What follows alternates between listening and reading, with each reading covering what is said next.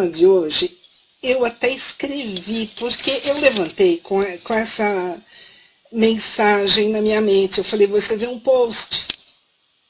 E post, vocês sabem, né? Quem escreve sabe que precisa de inspiração.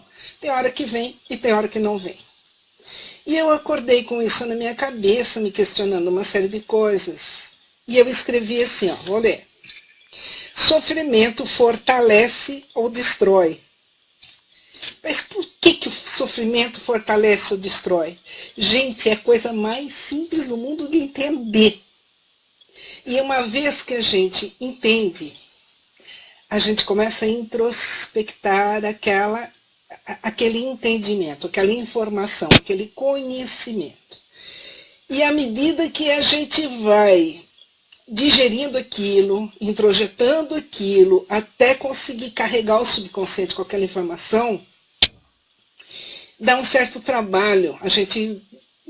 Boa noite, Vilminha, Rose, Felipe, Maria, Edna. Beijo para todos vocês, meus amores. Obrigada. A gente escorrega, a gente tropeça, a gente continua sofrendo. E aquele sofrimento mesmo. Não é uma dorzinha, é uma dor muito forte, que machuca muito. Aí eu fiquei pensando, mas por que a gente tem tanta dificuldade de viver uma vida com tranquilidade, com serenidade? Por que a gente sofre tanto na vida? Bom, então vamos começar aqui agora. Primeiro, voltando sempre em 2 pontos primordiais. Energia é tudo, né? Tudo é energia. Emoções, sentimentos, pensamentos, tudo é energia. Tá. Tudo que vai, volta. Fortalecido e modificado. Às vezes muito modificado, às vezes não. Mas com certeza volta. Porque a energia viaja em frequências de ondas. Iguaizinho qualquer energia que a gente conhece. Energia elétrica. Né? Você não vê a energia, mas você sabe do efeito dela. Acendeu o interruptor, a luz acende. Energia eólica. Você não vê energia, você até sente o vento passando. Aquele vento que vai movimentar as pás, que vai gerar uma energia, que vai ser transmitida por cabos, e que enfim. Energia solar é a mesma coisa, e aí vai. Termodinâmica, tudo é energia, certo? E tudo viaja, são frequências, né? À medida que a gente sintoniza aquela frequência, entra naquela onda, é que existe um encontro e é que alguma coisa acontece a partir daí. Isso vale até para empatia, quando a gente conhece uma pessoa, isso vale para, quando o santo não bate, né? Que você não está muito legal, a tua frequência está mais baixa, e de repente você entra numa frequência de uma pessoa que você bateu assim, não deu certo, não foi legal. Mas tudo isso é energia. O bom e o ruim é tudo manifestação de frequências energéticas. Tá. E essas frequências viajam pelo universo. Então elas vão, cumprem o seu ciclo e voltam. Certo? Acho que até aí está dando para todo mundo entender, eu espero. Se alguém tiver alguma dúvida, vai colocando aí no comentário, que se eu não conseguir responder agora, eu com certeza vou responder, nem que seja inbox para cada um, tá bom? Bom, e por que a gente sofre tanto? Sistemas de crenças adquiridos desde a vida intrauterina. Quantas vezes eu já falei daquela situação que o cérebro do bebê, ainda no ventre materno, é uma esponjinha que vai assimilando, absorvendo todas as informações, né, que a mãe vai passando. Então as frustrações, os medos, as insatisfações, as crenças, valores, princípios, tudo. O bebê vai absorvendo, mas aquilo fica na mente inconsciente dele, ele não tem consciência daquilo. Depois que ele nasce, e até os 3 anos de idade, aquela esponja ainda tem muita área para absorver muita informação, ainda de forma inconsciente. Porque até os 3 anos de idade a criança não tem muita condição de discernimento, né? Ela está aprendendo, ela está entendendo, ela está aprendendo primeiras funções básicas, né? Andar, correr, caminhar, comer sozinha, falar alguma coisa, até que, enfim. Depois ela já começa a comparar comportamentos, comparar informações, e assim vai devagarinho até uns 7 anos. Então, até os 7 anos, ela está absorvendo muita informação que vem dos seus terceiros significativos, o pai, da mãe, a avó, a madrinha, sei lá, as pessoas que são importantes para ela. Gente, eu não sei os mais jovens, mas com certeza as pessoas mais maduras são filhos de pais que vieram de famílias, muitos de nós, de famílias de estrangeiros que fugiram das guerras, que sofreram grandes dificuldades, né? Os nossos ancestrais, os nossos bisavós, tataravós e tal. As informações não são transmitidas desde a vida intrauterina da mãe para o filho. Então, se a nossa tataravó, que veio fugida da guerra e que veio começar uma vida nova no Brasil, com uma dificuldade estrondosa, os imigrantes passaram problemas terríveis, eles eram enganados, eles vinham com falsas promessas, eles chegavam aqui, não era nada daquilo, a vida era muito difícil, muito, muito, muito difícil. E, logicamente, eles sentiam essa dificuldade, sofriam, tinham todo o problema de mudança de cultura, de idioma estrangeiro, de sentir falta da sua terra natal. Então, a vida era muito sofrida. E cada um com a sua história de vida e tal, o sofrimento foi uma coisa que foi se arraigando cada vez mais no inconsciente coletivo. Então, a mãe passando para o filho de geração em geração, a gente já nascia sofrendo. A gente já nascia achando que a vida era muito difícil e que a gente tinha que sofrer. Tirando isso de lado, ainda tem um outro componente muito importante, principalmente para quem foi criado dentro do cristianismo, né? das igrejas. Eu não posso falar muito de igrejas cristãs, porque eu fui criada na igreja católica, mas frequentei kardecismo, outras coisas dentro do cristianismo, mas não conheço, não posso falar muito sobre outras igrejas, né? Igreja evangélica, igreja batista e tantas outras. Mas, enfim, de um modo geral, a ideia que o cristão passa é que a vida é muito difícil, que a vida é muito sofrida, que Jesus sofreu por nós e que nós devemos sofrer pelo próximo, que nós temos que nos doar, que nós temos que sempre nos deixar de lado para servir o próximo, né? A mãe, o pai, a avó, o irmão, a tia, sei lá eu quem. Então, aquilo, olha, faça isso, porque senão o fulano não vai gostar de você. Você não queria fazer, não, mas eu preciso. Mas é muito chato a gente fazer uma coisa que a gente não tem vontade. Então, isso é um sofrimento, isso é uma dor, né? Lógico que tem níveis e níveis de dores, tem níveis e níveis de sofrimento. Mas tudo aquilo que não é agradável, que não é gostoso, é um tipo de sofrimento, certo? Então, por que é que eu pensei, sofrimento ou fortalece ou destrói? Você junta todas essas informações. Tudo o que a gente alimenta cresce, fortalece e se multiplica.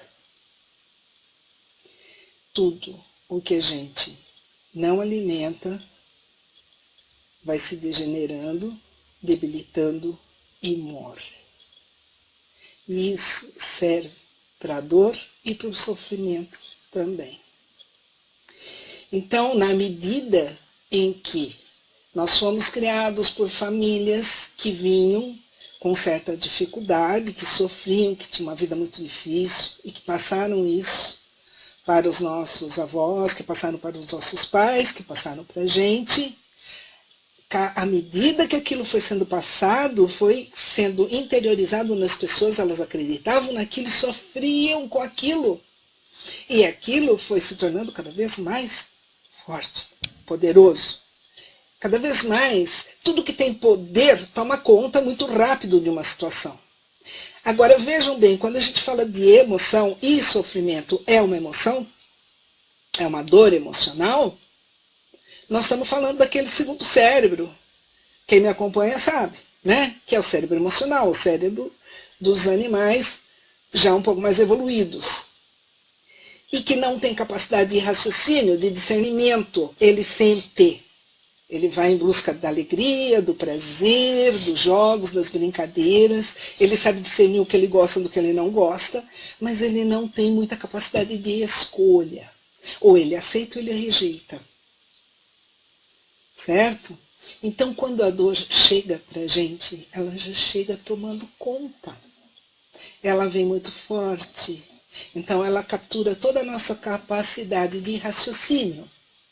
E ela domina o nosso momento, um certo período do dia, ou o dia inteiro, ou a semana toda, ou o mês todo, porque se a gente ficar alimentando aquilo, ela vai crescendo, crescendo, crescendo. E vocês podem observar que tem algumas emoções que elas são muito mais rápidas e violentas, mas da mesma forma que ela vem rapidamente, muito forte, ela também acaba indo embora de uma forma mais rápida.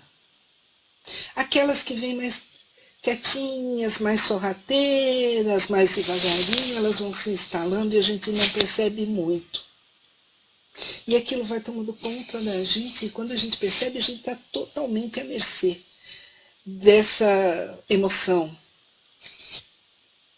Entre elas, as mais... Vejam se vocês concordam comigo. As que têm a maior capacidade de tomar conta das nossas... como que eu vou falar assim?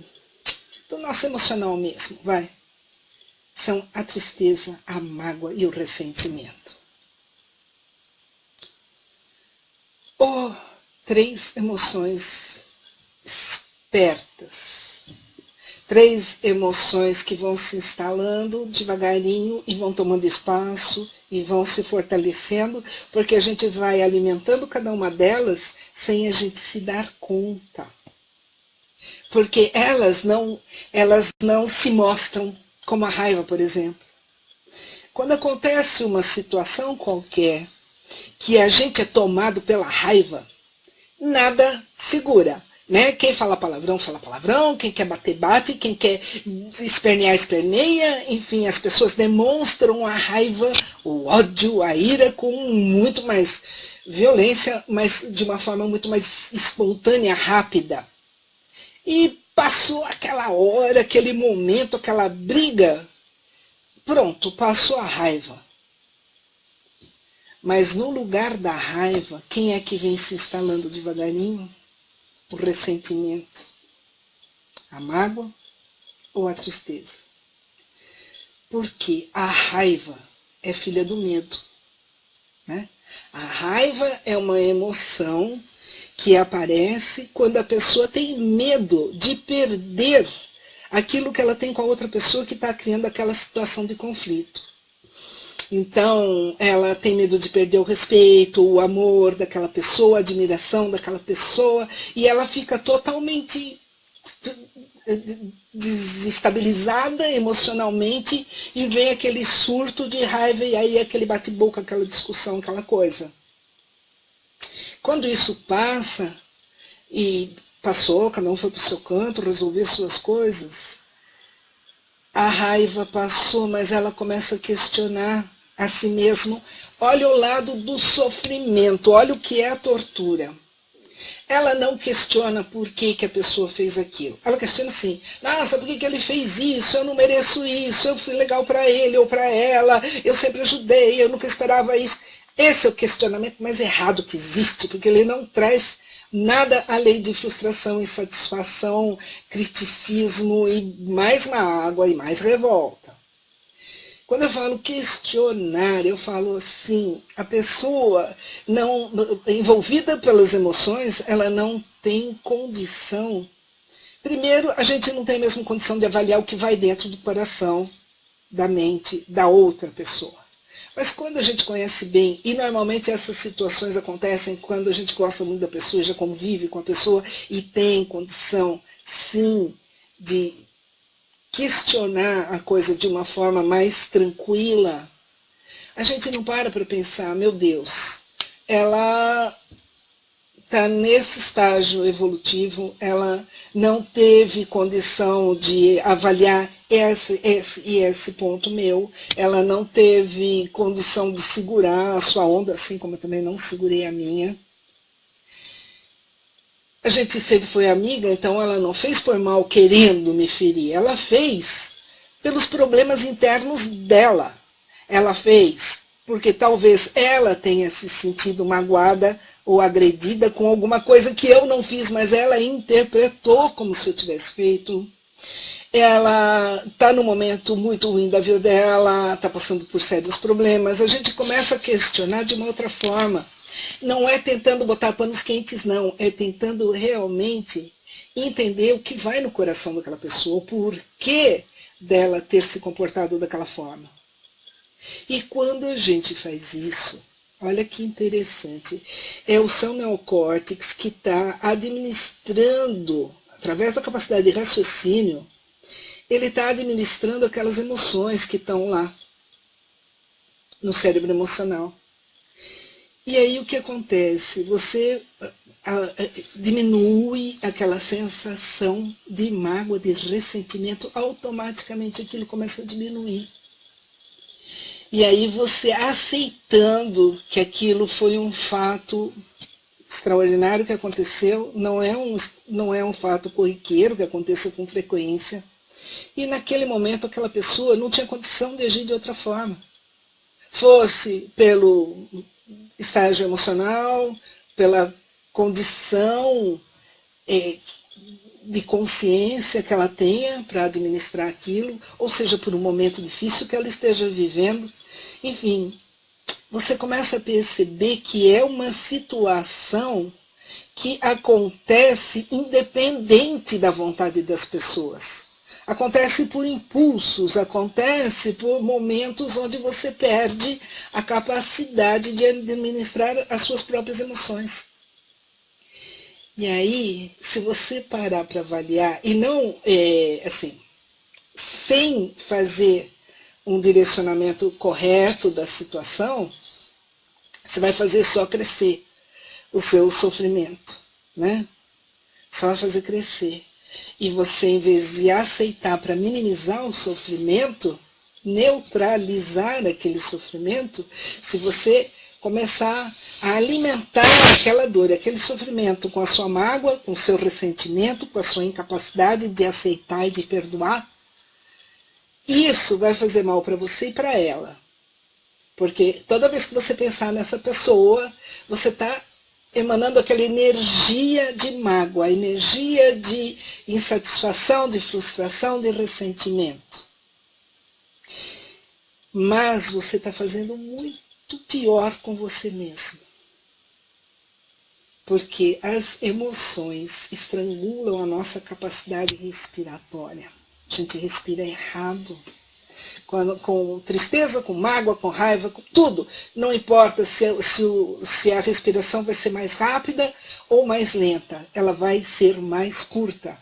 Então ela vai levar menos oxigênio para o teu cérebro e vai embotar a tua capacidade de raciocínio. Vai ficar cada vez mais difícil de você administrar as suas emoções. E vai ficar cada vez mais difícil você ter clareza de raciocínio em relação àquelas situações. Então, gente, se vocês conseguirem interiorizar essa informação e começar a colocar isso em prática, à medida que vocês... E a gente sempre tem oportunidades. Não faltam oportunidades para a gente evitar o sofrimento, né? Evitar a dor, a mágoa, o ressentimento, a raiva, o medo, tudo, todas essas emoções. Só que esse caminho através do raciocínio, buscando o entendimento, primeiro, eu não preciso sofrer. A vida dos meus tataravós foi muito difícil. A dos meus bisavós foi muito difícil. A dos meus pais foi muito difícil. Mas essa dificuldade foi sim diminuindo, com certeza, absoluta. Eu lembro que a minha mãe contava que meu avô, ele tinha uma carroça. E tinha eu conheci, ele tinha uma charrete e uma carroça. Então ele tinha um armarinho, uma loja de secos molhados. Eles moravam em Jundiaí. E ele saía vender banana, só que naquela época todo mundo morava em casa. Imagina, cidade de interior, todo mundo morava em casa, tinha quintal, e todo mundo tinha uma bananeira, uma laranjeira, um limoeiro, era muito difícil, né? Alguém comprar bananas. Era difícil, mas enfim, ele saía com a carrocinha dele para vender as coisas, e levava bastante banana, que ele tinha um quintal muito grande e tal. E a carrocinha ia pulando, né? Porque as ruas eram com paralelepípedo, né? Não tinha asfalto. E o bolso da calça estava furado, e à medida que ele ia pulando na carrocinha, as moedinhas dele iam caindo, se perdiam pelo caminho. Então imaginem vocês como era difícil aquela vida, gente, porque eu tinha que trabalhar muito para ganhar muito pouquinho. Aí vai falar, mas hoje não é diferente não, mas hoje nós temos muitas outras facilidades que naquela época não tinha.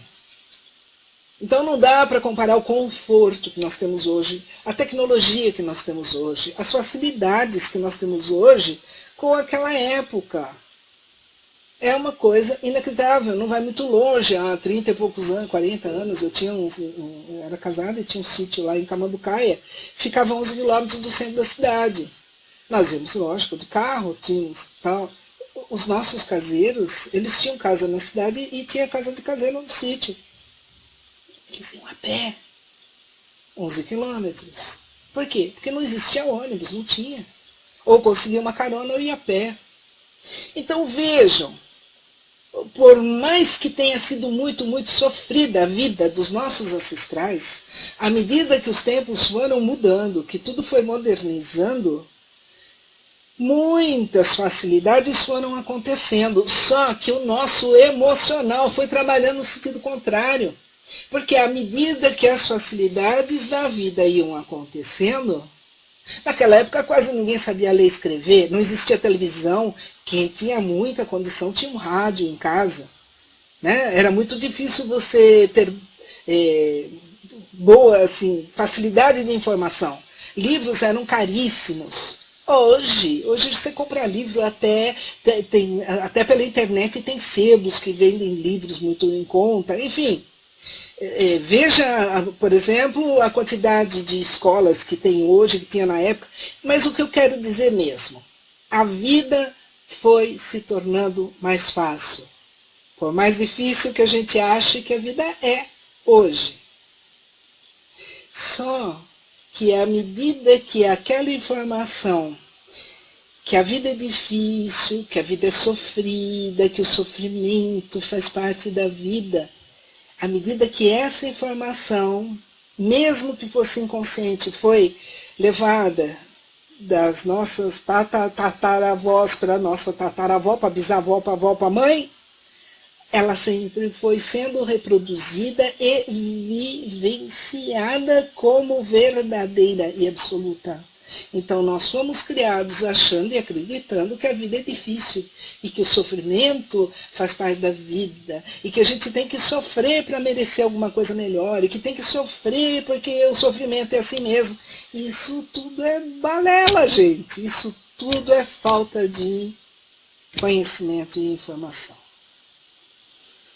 Então, vamos pensar muito nisso.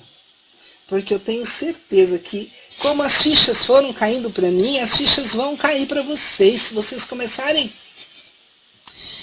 tentar rememorar quais foram as falas das suas avós, das mães, como é que elas se sentiam em relação à vida, em relação ao sofrimento, à dor emocional,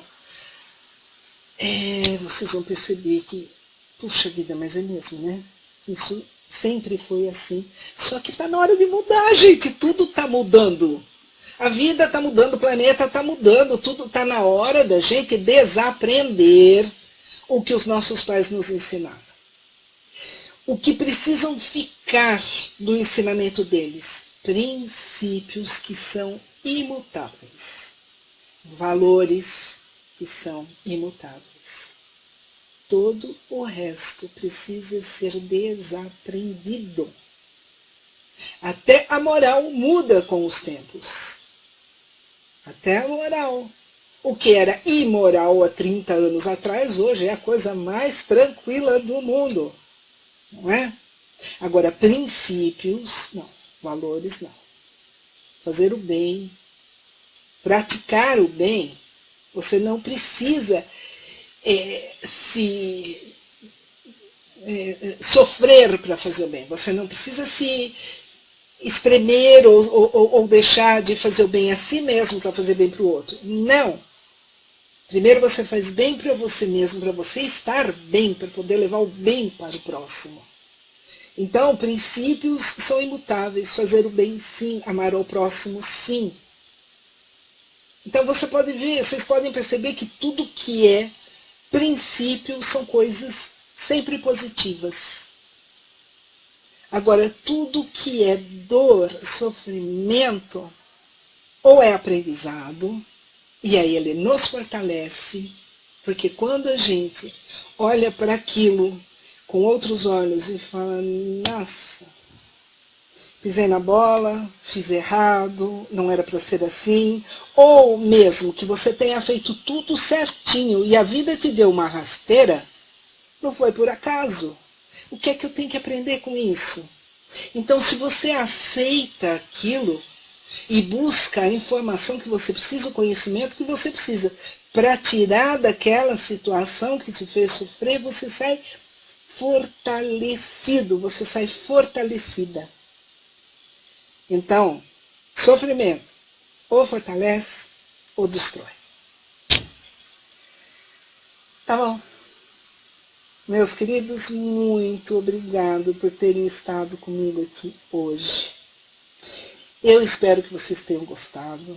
Façam seus comentários. Quem gostou, por favor, compartilha esse vídeo. Leva essa informação para os seus amigos, que eu acredito que isso possa abrir a mente e o coração de muita gente que está sofrendo por mágoas, por ressentimentos, por culpas, por tantas outras coisas que só detonam com a vida da gente. Né? À medida que a gente aprende, a gente vai elaborando as coisas de uma forma diferente, a gente vai sofrendo cada vez menos, a gente vai aceitando cada vez mais. E a gente vai melhorando a qualidade de vida da gente. Tá bom? Muito obrigada, um grande beijo no coração de cada um. Namastê e até a próxima.